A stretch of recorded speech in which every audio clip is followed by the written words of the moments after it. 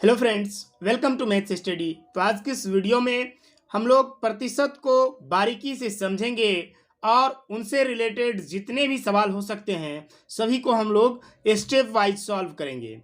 तो सबसे पहले हम इसका परिभाषा समझते हैं। प्रतिशत क्या है? प्रतिशत एक भिन्न है जिसका हर सदा 100 रहता है और अंश प्रतिशत की संख्या होती है।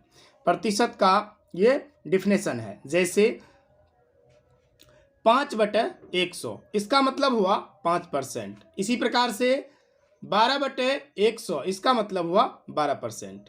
1/100 इसका मतलब हुआ 1%।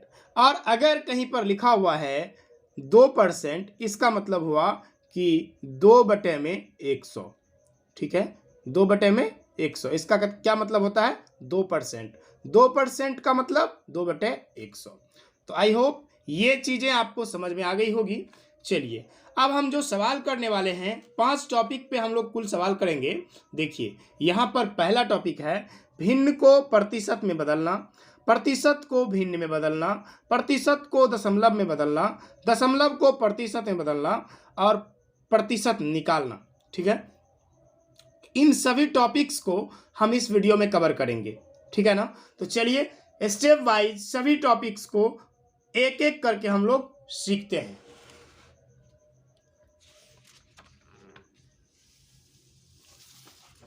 तो यहां पर हमारा पहला टॉपिक है प्रतिशत निकालना। ठीक ना? तो प्रतिशत कैसे निकाला जाता है इस चीज को आप ध्यान से समझिएगा। बहुत ही आसान है। अगर मान लीजिए बोला जाए कि 100 का 15% बताइए कितना होगा।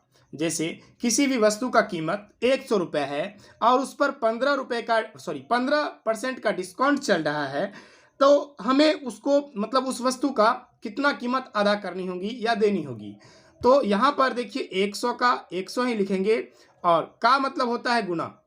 और इस 15% को हम क्या लिख सकते हैं? 15 और बटे में 100। राइट, देखिए अब यहाँ पर 15 100 का 15%, 100 का कितना निकालना है? 15%। तो 2 जीरो से 2 जीरो कट गया, क्या बना? यहाँ 1 से कटा है तो 15 गुना 1 15 होगा। यानी कि 100 रुपये का 15%, 100 रुपये का अगर 15% निकाले तो कितना निकला? 15 निकला। यानी कि उस वस्तु का कीमत हमें कितना देना होगा? 85 रुपये। क्यों? क्योंकि 100 रुपये में से हमने 15 रुपये माइनस कर लिए तो कितना बचेगा? 85।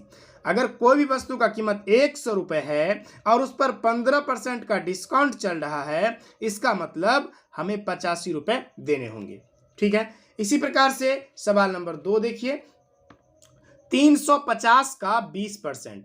अगर किसी भी वस्तु का कीमत 350 रुपये, मान लीजिए एक टी शर्ट है जिसका कीमत 350 रुपये है और उस पर 20% का डिस्काउंट चल रहा है, तो कितना का छूट होगा या कितना रुपये देना पड़ेगा? तो देखिए 350 का तो 350 लिखेंगे, फिर का मतलब गुना 20% को हम लिख सकते हैं 20/100, क्योंकि अभी आपने तुरंत सीखा है कि 20% का मतलब, परसेंट का मतलब ही होता है बटे में 100। जैसे ही ये परसेंट का सिंबल हटेगा तो क्या आएगा?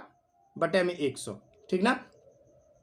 अब देखिए इसको सॉल्व करेंगे तो 1 जीरो से तो 1 जीरो कटेगा, फिर यहाँ 1 जीरो से ये 1 जीरो कटेगा और ये हो जाएगा 35 दूना 70। यानी कि 350 का 20% कितना निकल के आया? 70। यानी कि अगर कोई भी वस्तु 350 रुपये एमआरपी की है तो उसमें से 70 रुपये माइनस करना होगा। यानी कि 20% अगर डिस्काउंट है तो 70 रुपये माइनस करना होगा। तो ये 0, 15 में से 7 गया 8 और यहाँ पर बचा 280 रुपये उन्हें देना होगा। ठीक है, इसी तरह से है अगला सवाल कि 40 का 40% बताइए। क्या? 40 का 40%। तो बहुत ही सिंपल है, 40 गुणा 40%, तो 40 के बटे में 100। 1 जीरो से 1 जीरो काटेंगे, फिर यहाँ 1 जीरो से 1 जीरो काटेंगे और 4 गुना 4 क्या होगा? 16। 40 का 40% कितना आया? 16 आया। ठीक ना? तो आई होप ये प्रतिशत निकालना मतलब पहला टॉपिक आप कंप्लीटली सीख गए होंगे और बहुत ही अच्छे तरीके से आपको समझ में आ गया होगा। चलिए अगला हमारा जो टॉपिक है वो है भिन्न को प्रतिशत में बदलना। क्या करना है? भिन्न को प्रतिशत में बदलना है ना? तो जब भी हमें किसी भिन्न को प्रतिशत में बदलना होता है, यानी कि प्रतिशत का सिंबल लगाना होता है, तो उसमें हम 100 से क्या करते हैं, 100 से गुणा करते हैं। क्या करते हैं, 100 से गुणा करते हैं। भिन्न को प्रतिशत में बदलने के लिए हम 100 से गुणा करते हैं। जैसे मान लीजिए 3/10 है, तो हम इसको 100 से गुणा करेंगे। क्या करेंगे, 100 से गुणा, है ना। अगर किसी भी भिन्न को प्रतिशत में बदलने के लिए कहा जाए तो आपको क्या करना है, अंश में 100 से गुणा कर देना है। तो देखिए अंश में 100 से गुणा करेंगे तो क्या होगा, 3 गुना 100 बराबर 300 बटे में 10, है ना। 1 0 से यहां पर एक जीरो कट जाएगा, तो ये क्या बचेगा, 30%। अब इसके आगे प्रतिशत का सिंबल लगा देना है। क्या लगाना है, प्रतिशत का सिंबल, है ना। अगर किसी भी भिन्न को प्रतिशत में बदलने के लिए कहा जाए तो उसे 100 से गुणा करेंगे और काटने के बाद जो संख्या आएगी उसके आगे प्रतिशत का सिंबल लगा देंगे।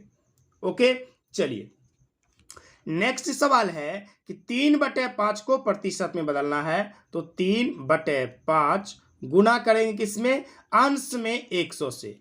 अंश में 100 से गुना करेंगे तो देखिए 5 से कटेगा, 20 पंचे 100, 20 पंचे 100। अब इसका आंसर कितना आ गया, तो इसका आंसर आया 20 दिया 60, और इसके आगे लगाएंगे हम प्रतिशत का सिंबल, यानी कि 3/5 को हम लिख सकते हैं 60%।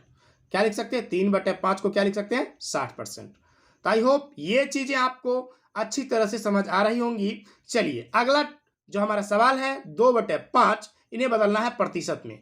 तो 2/5 को हम क्या करेंगे कि 2/5 गुणा 100, 100 से गुणा करेंगे, क्योंकि हमें पता है कि अगर किसी भी भिन्न को प्रतिशत में लाना है तो उसे हमें 100 से गुणा करना होगा। तो ये हो जाएगा, 5 से कटेगा, 5 दूना 10 0, तो 20 दूना होगा 40। अब इसके आगे लगाएंगे हम प्रतिशत का सिंबल, यानी 2/5 का मतलब है 40%। ओके, तो ये चीजें आपको समझ आ रही होंगी। चलिए अब हमारा नेक्स्ट टॉपिक है कि प्रतिशत को भिन्न में कैसे बदलें। तो ये भी बहुत ही सिंपल है, प्रतिशत को भिन्न में बदलना है। तो देखिए हम क्या काम करेंगे, जैसे ही इस प्रतिशत के सिंबल को हटाएंगे तो ये हो जाएगा 25 और इसके बटे में आ जाएगा 100। प्रतिशत के सिंबल को जैसे ही हटाएंगे तो उसके बटे में हमेशा क्या आएगा, 100 आएगा। तो ये 25 एकम 25 और 25 चौका 100, तो ये हो जाएगा 1/4, यानी कि प्रतिशत को हमने भिन्न में बदल दिया। 25% का मतलब हुआ, अगर इसे हम भिन्न के रूप में लिखना चाहें तो इसे लिख सकते हैं 1/4। तो ये चीजें आपको समझ आ रही होंगी। चलिए अब हम लोग 60% को भिन्न में बदलने का कोशिश करते हैं। तो 60 के बटे में क्या लिखेंगे, 60/100। अब इस 0 से इस 0 को काटेंगे, ये कटेगा 2 से, तो 3 दूना 6 और 5 दूना 10, यानी कि इसका मतलब हुआ 3/5। 60% को हम क्या लिख सकते हैं, भिन्न में 3/5, ठीक है ना।